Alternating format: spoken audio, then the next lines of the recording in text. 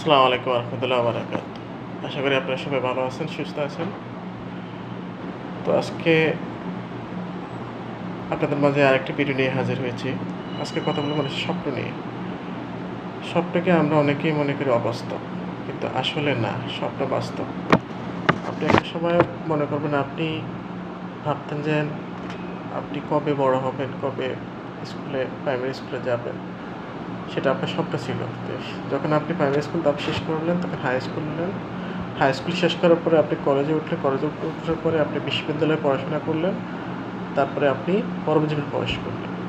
যদি আপনার স্বপ্নই না থাকতো, তাহলে আপনি কখনোই তা পূরণ করতে পারতেন না।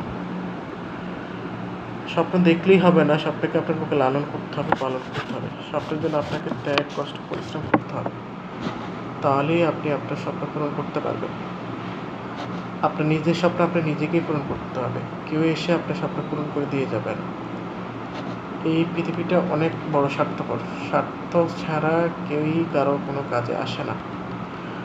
এটাই হচ্ছে বাস্তবতা।